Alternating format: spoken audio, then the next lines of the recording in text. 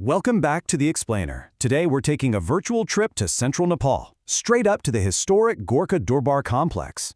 I want you to imagine a massive, ancient structure that isn't just a fortress, and really isn't just a royal residence either. It's also a profoundly sacred sanctuary. This is a place where architecture, military ambition, and deep spiritual devotion all merge into one absolutely unbreakable unit. Picture this. You're high atop a steep, imposing ridge. The wind is just whipping across the stone. This mountaintop crucible holds the visceral, bloody, and sacred secrets that literally birthed the modern nation of Nepal. It's the cradle of the Shah dynasty, and it is pulsating with a history that continues to define Nepalese identity to this very day. All right, let's dive right into Section 1, the Cradle of Nepal, forging a kingdom. To truly grasp the intensity of the rituals performed here today, we kind of have to peel back the layers of time first. We need to see how this specific, rugged ridge transformed from a localized stronghold into the ultimate launchpad for an entire nation. So back in the 16th century, under King Ram Shah's rule, the fortress gained this almost mythical status. But the massive shift, the real turning point, happens between 1723 and 1775, with the rise of King Prithvi Narayan Shah. From 1768 onward, he launched a massive campaign to unify dozens of warring principalities into a single kingdom. But here's what's so fascinating. Success in battle was never viewed as just a matter of having the strongest military force. Unification was seen as the direct result of divine favor, which was secured through incredibly rigorous religious practice right here at Gorkha Palace. Moving right along to Section 2, Secrets of Tantric Worship Beyond Standard Rites.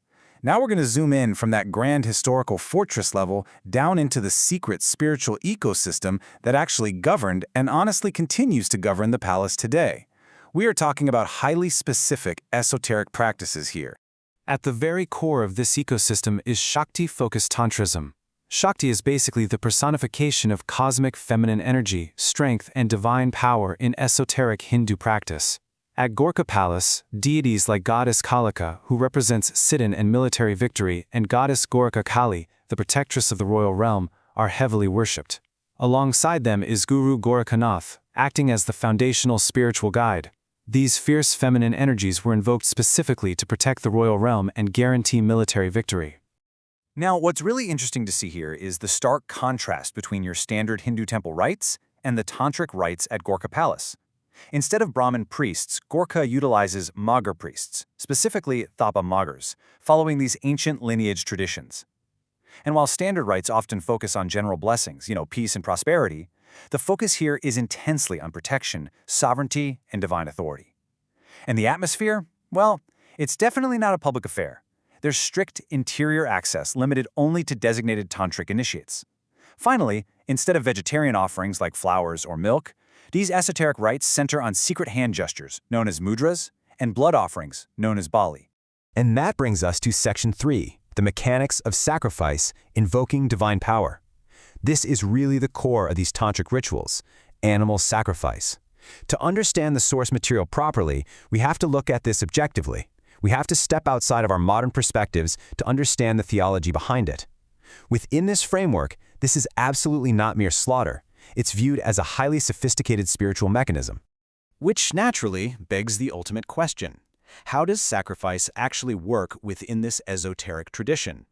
Let's break down how this builds a profound spiritual bridge between the earthly and the divine. So, the crucial point is that it functions in three very precise steps. First up, energy transmutation. Tantric theology dictates that deities like goddess Kali embody fierce protective energies known as Ugra Rupa. Blood represents prana, raw life force. When male goats, buffaloes, or sheep are offered, the priests are purposefully meeting that fierce energy with raw life force. Step 2 is channeling that cosmic force, literally transforming that raw power into royal protection and national stability. And step 3 is the liberation of the animal. According to tantric texts, an animal sacrificed under these strict protocols is instantly freed from samsara, the cycle of rebirth, earning immediate spiritual elevation.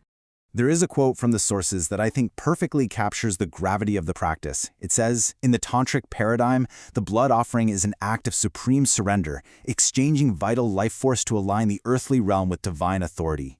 It is a solemn, centuries-old pact negotiated in blood, establishing an unbreakable bond between the kingdom's sovereignty and the cosmic order.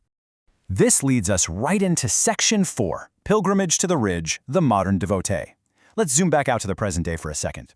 Because this isn't just history, guys, it is a thriving modern reality. During key religious festivals, especially Dashain, which includes Bada Dashain and Chaiti Dashain, Gorkha Palace completely transforms. Thousands of devotees journey up that steep hill, congregating right in the palace courtyard. So what exactly are they seeking? Why do thousands make this super arduous climb to assemble for chanting and prayers? Well, they're there to pay homage to their ancestors, honoring the very spiritual roots that birthed modern Nepal. They're seeking direct divine blessings of protection, health, and prosperity from goddess Gorakh Kali and Guru Gorakhnath. But above all, they're participating in cultural continuity. It's an uninterrupted living history that connects them directly to the founding of their nation. Finally, we arrive at Section 5, Preserving an Ancient Pact, Tradition versus Evolution.